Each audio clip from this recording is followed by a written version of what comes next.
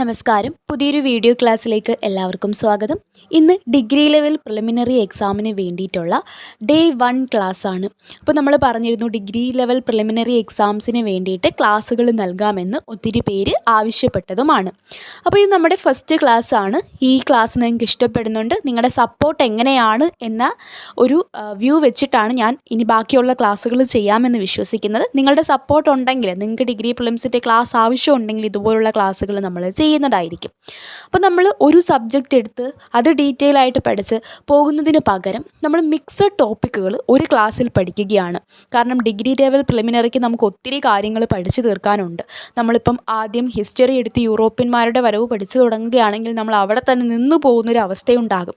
അതുകൊണ്ട് നമ്മൾ English, Malayalam, current affairs എല്ലാം മിക്സ് ചെയ്തുകൊണ്ട് GK എല്ലാം മിക്സ് ചെയ്തുകൊണ്ടുള്ളൊരു ക്ലാസ്സാണ് നിങ്ങൾക്ക് നൽകുന്നത്. നിങ്ങൾക്കും ഇത് പല സബ്ജക്റ്റുകൾ ഒരു ദിവസം പഠിക്കുന്നതിനുള്ള ഈസി ആയിട്ട് മാറുകയും ചെയ്യും. അപ്പോൾ നിങ്ങൾക്കറിയാം, നമ്മൾ 10th ലെവൽ എക്സാമിനും ഡിഗ്രി ലെവലിനും ഇപ്പോൾ ക്ലാസ്സുകൾ തുടങ്ങിയിട്ടുണ്ട്. അതുകൊണ്ട് അത്രയും എഫേർട്ട് എടുക്കുന്നുണ്ട്. അപ്പോൾ നിങ്ങളുടെ സപ്പോർട്ട് ഉണ്ടെങ്കിൽ മാത്രമാണ് ക്ലാസ്സുകൾ മുന്നോട്ട് പോകുന്നത്. ഈ ക്ലാസ് കണ്ടിട്ട് അഭിപ്രായം പറയുക, ക്ലാസ്സുകൾ തുടർന്ന് പോകണോ എന്നുള്ളത്. അപ്പോൾ നമുക്ക് നോക്കാം. ആദ്യം തന്നെ നമ്മൾ ഇംഗ്ലീഷാണ് പഠിക്കാനായിട്ട് പോകുന്നത്. അപ്പോൾ ഇംഗ്ലീഷ്, മലയാളം ഇതെല്ലാം മിക്സ് ചെയ്താണ് എടുക്കുന്നതെന്ന് പറഞ്ഞല്ലോ. അപ്പോൾ നമുക്ക് ആദ്യം തന്നെ ഇംഗ്ലീഷ് നോക്കാം. ഇംഗ്ലീഷിൽ കുറച്ച് ഇഡിയംസ് ആണ് നമ്മൾ പഠിക്കാനായിട്ട് പോകുന്നത്. ഇഡിയംസും അതിൻ്റെ മീനിങ്സുമാണ് പഠിക്കാനായിട്ട് പോകുന്നത്. ക്ലിയർ ആണല്ലോ? ആദ്യം തന്നെ നോക്കിക്കേ. A wolf in sheep clothing. A wolf in sheep's clothing എന്ന് പറഞ്ഞാൽ എന്താണ്? നമ്മൾ ആട്ടിൻ തോലിട്ട ചെന്നായ എന്നൊക്കെ എന്താ മലയാളത്തിൽ പറയത്തില്ലേ? ആട്ടിൻ തോലിട്ട ചെന്നായ. അപ്പോൾ ആട്ടിൻ തോലിട്ട ചെന്നായയുടെ കഥ നിങ്ങൾ കേട്ടിട്ടുണ്ട്. ആട്ടിൻ്റെ തോലിട്ട ചെന്നായ വന്നാൽ അവനെ വിശ്വസിക്കാൻ കൊള്ളാമോ? ഇല്ല. A person who cannot be trusted. വിശ്വസിക്കാൻ കൊള്ളാത്തവനാണ് വോൾഫ് ഇൻ ഷീപ്സ് ക്ലോത്തിങ് എന്ന് പറയുന്നത്. A wolf in sheep's clothing എന്ന് പറഞ്ഞാൽ എന്താണ്? A person cannot be trusted. വിശ്വസിക്കാൻ പറ്റാത്ത ആളാണ് വോൾഫ് ഇൻ ഷീപ്സ് ക്ലോത്തിങ്. ഷീപ്പിൻ്റെ ക്ലോത്തൊക്കെ ഇട്ടിട്ട് ഒരു വോൾഫ് വന്നാൽ അതിനെ വിശ്വസിക്കാനായിട്ടും കൊള്ളത്തില്ല. അറ്റ് സീ എന്ന് പറയുമ്പോൾ എന്താ? കടലിലായിപ്പോയാൽ നിങ്ങൾ എന്താണ്? ഒരു കടലിൻ്റെ നടുക്ക് നിങ്ങൾ അകപ്പെട്ടു പോയി. നിങ്ങൾ എന്താ ഒരു കൺഫ്യൂഷനില്ല. ഇനി എങ്ങോട്ട് പോകും? ഞാൻ ഇങ്ങോട്ട് പോകണോ? വല്ലവരും വന്നതിനെ രക്ഷിക്കുമോ? അല്ലെ ഒരു കടലിൻ്റെ നടുക്ക് ഒരു ബോട്ടിൽ നിങ്ങൾ അകപ്പെട്ടു പോയി. അപ്പോൾ നിങ്ങൾക്ക് കൺഫ്യൂഷൻ ആവും. അപ്പോൾ സ്റ്റേറ്റ് ഓഫ് കൺഫ്യൂഷനാണ് അറ്റ് സീ എന്ന് പറഞ്ഞാൽ എന്താണ്? In a state of confusion. അതുപോലെ അറ്റ് 6s and 7s ഞാനിതിൽ എഴുതിയിട്ടില്ല, ഒന്ന് അറിഞ്ഞിരിക്കുക. അതും സ്റ്റേറ്റ് ഓഫ് കൺഫ്യൂഷൻ തന്നെയാണ്. അറ്റ് 6s and 7s എന്ന് പറഞ്ഞാലും സ്റ്റേറ്റ് ഓഫ് കൺഫ്യൂഷനാണ്. A stone's throw. ഒരു കല്ല് വെച്ച് എറിയുന്നതെന്ന് പറഞ്ഞാൽ അതെന്താണ്? ഒരു ഷോർട്ട് ഡിസ്റ്റൻസ് ആണ്. എ സ്റ്റോൺസ് ത്രൂ എന്ന് പറയുമ്പോൾ എന്താണ്? A short distance is a stone's throw. A man of weight. A man of weight എന്ന് പറഞ്ഞാൽ A man of importance. A man of importance. ഒരു വെയിറ്റ് ഉള്ള മാൻ എന്ന് പറയുമ്പോൾ ഭയങ്കര ഇമ്പോർട്ടൻ്റ് ആയിട്ടുള്ള ഒരാളാണെന്ന്, നല്ല വെയിറ്റ് ഒക്കെ ഉണ്ട്, നല്ലൊരു ഇമ്പോർട്ടൻ്റ് ആയിട്ടുള്ള പേഴ്സൺ ആണ് എന്ന് അറിഞ്ഞിരിക്കുക. A wild goose chase. Foolish അല്ലെങ്കിൽ ഹോപ്പ്ലെസ് ആയിട്ടുള്ള ഒരു സെർച്ചിനെയാണ് വൈൽഡ് ഗൂസ് ചേസ് എന്ന് പറയുന്നത്. അപ്പോൾ നമ്മൾ എന്ത് പഠിച്ചു? ഒരു 5 ഇഡിയംസ് ഇപ്പോൾ തന്നെ പഠിച്ചു. എളുപ്പമല്ലേ പഠിക്കാനായിട്ട്? A wolf in sheep's clothing, person who cannot be trusted, വിശ്വസിക്കാൻ പറ്റാത്ത ആൾ. At sea, state of confusion. Stone's throw, short distance ആണ്. Man of weight, a man of importance. Wild goose chase, foolish അല്ലെങ്കിൽ ഹോപ്പ്ലെസ് ആയിട്ടുള്ള സെർച്ചാണ്. പഠിച്ചല്ലോ. ഇനി നമുക്ക് എന്ത് നോക്കാം? മലയാളത്തിലേക്ക് പോകാം. നേരെ മലയാളത്തിൽ കുറച്ച് ശൈലികളും അതിൻ്റെ അർത്ഥങ്ങളും നോക്കാം. നമ്മൾ നേരെ എന്തിലേക്ക് പോവുകയാണ്? മലയാളത്തിലേക്ക് പോവുകയാണ്. ഈ പ്രീവിയസ് ഇയർ ക്വസ്റ്റ്യൻസ് നിങ്ങൾക്ക് പഠിക്കാനായിട്ടുള്ള എളുപ്പത്തിലൊരു ഓർഡറിലാണ് നിങ്ങൾക്ക് തരുന്നത്. അമരം പിടിക്കുക. അമരം പിടിക്കുക എന്ന് പറയുമ്പോൾ എന്താണ്? ഇത് എപ്പോഴും PSC റിപ്പീറ്റ് ചെയ്ത് ചോദിക്കുന്നൊരു ചോദ്യം കൂടിയാണ്. വഴി കാണിക്കുക. അമരം പിടിക്കുക എന്ന് പറഞ്ഞാൽ എന്താണ്?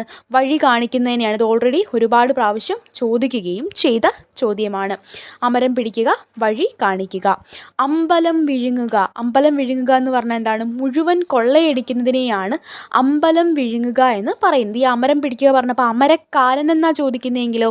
നിയന്ത്രിക്കുന്നവൻ. അപ്പോൾ വഴി കാണിക്കുന്നതിനെയാണ് അമരം പിടിക്കുക എന്ന് പറയുന്നത്.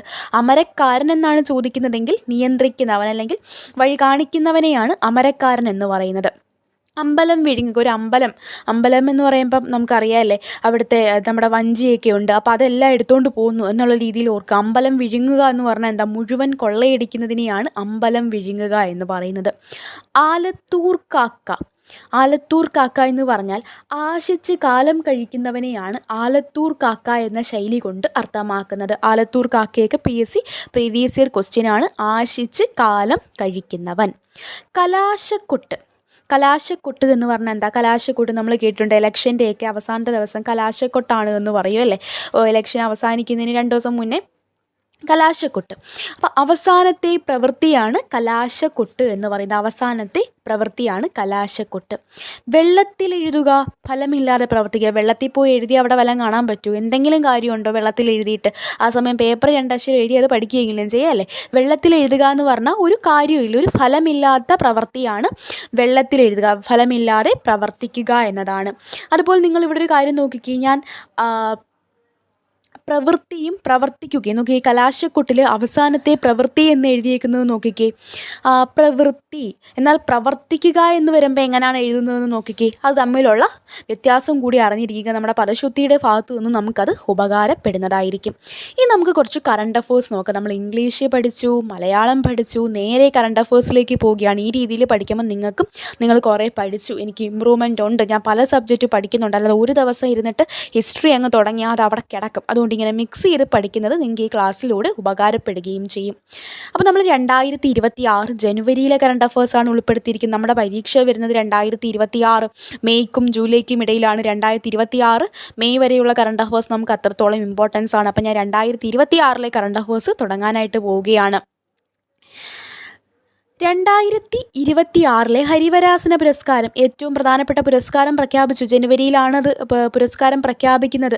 2026 ഹരിവരാസന പുരസ്കാരം നേടിയത് തിരുവിഴ ജയശങ്കറാണ്. നാഗസ്വര വിദ്വാനായിട്ടുള്ള തിരുവിഴ ജയശങ്കറിനാണ് 2026 ഹരിവരാസന പുരസ്കാരം ലഭിച്ചത്. അതുപോലെ 2025 ജനുവരിയിൽ 2026 ജനുവരിയിൽ മറ്റൊരു പുരസ്കാരം കൂടി പ്രഖ്യാപിച്ചു. അത് 2025 ഓടക്കുഴൽ പുരസ്കാരമാണ്. 2026 പ്രഖ്യാപിച്ചത് 2025 ഓടക്കുഴൽ പുരസ്കാരം. ഇത് നേടിയത് EP രാജഗോപാലാണ്. അദ്ദേഹത്തിൻ്റെ സാഹിത്യ വിമർശന ഗ്രന്ഥമായ ഉൾക്കഥയ്ക്കാണ് അവാർഡ് ലഭിച്ചത്. 2025 ഓടക്കുഴൽ പുരസ്കാരം നേടിയത് EP രാജഗോപാലാണ്. ഉൾക്കഥയ്ക്കാണ് അവാർഡ്. അപ്പോൾ ഈ ഓടക്കുഴൽ അവാർഡിന് നമുക്ക് കൃതിയും കൂടെ പഠിക്കണം. സാഹിത്യ വിമർശന ഗ്രന്ഥമായിട്ടുള്ള ഉൾക്കഥ. സംസ്ഥാനത്തെ ആദ്യ വർക്ക് നിയർ ഹോം കേന്ദ്രം നിലവിൽ വന്നത് കൊട്ടാരക്കരയിലാണ്. സംസ്ഥാനത്തെ ആദ്യ വർക്ക് നിയർ ഹോം കേന്ദ്രം നിലവിൽ വന്നത് എന്ന് അറിഞ്ഞിരിക്കുക. കൊട്ടാരക്കരയിലാണ്. ഇനി ചോദിക്കാൻ സാധ്യതയുള്ള ചോദ്യമാണ്. അടുത്തിടെ വാർത്തകളിലൊക്കെ നിങ്ങൾ കണ്ടു കാണുമല്ലോ. വർക്ക് നിയർ ഹോം കേന്ദ്രം നിലവിൽ വന്ന് നമുക്കിനി മെട്രോ സിറ്റികളിലൊന്നും പോകണ്ട. IT ജോലികൾ തേടി വർക്ക് നിയർ ഹോം കേന്ദ്രം കൊട്ടാരക്കരയിൽ നിലവിൽ വന്നു. JC ഡാനിയൽ അവാർഡ് 2024 അവാർഡാണ് ഇപ്പോൾ പ്രഖ്യാപിച്ചത്. നടി ശാരദയ്ക്കാണ് 2024 JC ഡാനിയൽ അവാർഡ് ലഭിച്ചത്. ക്ലിയർ ആണല്ലോ? അപ്പോൾ ഇത്രയും കാര്യങ്ങളാണ് ഇന്നത്തെ ക്ലാസ്സിൽ ഞാൻ ഉൾപ്പെടുത്തുന്നത്. വളരെ ചെറിയൊരു ക്ലാസ്സാണ്, കാരണം ഇത് ബേസ് ക്ലാസ് ആണ്. ഇതിൻ്റെ നിങ്ങളുടെ റെസ്പോൺസ് അറിഞ്ഞതിന് ശേഷമായിരിക്കും ഡിഗ്രി പ്രിലിംസിൻ്റെ ബാക്കിയുള്ള ക്ലാസ്സുകൾ ചെയ്യുന്നത്. ഇതുപോലെ മിക്സഡ് ടോപ്പിക്കുകൾ എടുക്കുന്നത് എങ്ങനെയുണ്ട്, ക്ലാസ് നിങ്ങൾക്ക് യൂസ്ഫുൾ ആകുന്നുണ്ടോ, മനസ്സിലാകുന്നുണ്ടോ? നിങ്ങൾക്ക് നോട്ട്സ് ഞാൻ ഷെയർ ചെയ്ത് തരാം. ടെലിഗ്രാം ചാനലിൻ്റെ ലിങ്ക് ഫസ്റ്റ് കമൻറ്റിൽ കൊടുത്തേക്കാം. അതിന് ജോയിൻ ചെയ്യുവാണെങ്കിൽ ഡിഗ്രി പ്രിലിംസിൻ്റെ നോട്ട്സ് അതിൽ ഷെയർ ചെയ്ത് തരാം. അപ്പോൾ അതെല്ലാം ഓക്കെയാണ്. നിങ്ങൾക്ക് ഈ ക്ലാസ്സുകൾ ഇങ്ങനെ പോയാൽ മതിയോ? നിങ്ങൾക്ക് എങ്ങനെയാണ്? ഇതിലും ലെങ്ത് ഓക്കെ ആണോ? ഇത്തരം കാര്യങ്ങളൊക്കെ നിങ്ങൾ പറയുക. അതുപോലെ നിങ്ങൾ അവസാനം വരെ ഫോളോ ചെയ്യുമെങ്കിൽ മാത്രമേ ഞാൻ ഈ ക്ലാസ്സുകൾ തുടങ്ങത്തുള്ളൂ. കാരണം നമ്മൾ 10th ലെവലിനും ക്ലാസ്സുകൾ ഇടുന്നുണ്ട്. അപ്പോൾ രണ്ടും കൂടി അത്രയും എഫേർട്ട് എടുത്തിട്ടാണ് ക്ലാസ്സുകൾ ഇടുന്നത്. നിങ്ങളുടെ സപ്പോർട്ട് ഉണ്ടെങ്കിൽ ഉറപ്പായിട്ടും നമ്മൾ ക്ലാസ്സുകൾ നൽകുന്നതായിരിക്കും. ഇത്രയും കാര്യങ്ങളാണ് പറയാനുള്ളത്. ക്ലാസ് ഇഷ്ടപ്പെടുകയാണെങ്കിൽ സബ്സ്ക്രൈബ് ചെയ്ത് സപ്പോർട്ട് ചെയ്യുക. കൂട്ടുകാരിലോട്ടുകൂടെ ഷെയർ ചെയ്ത് കൊടുക്കുക. താങ്ക്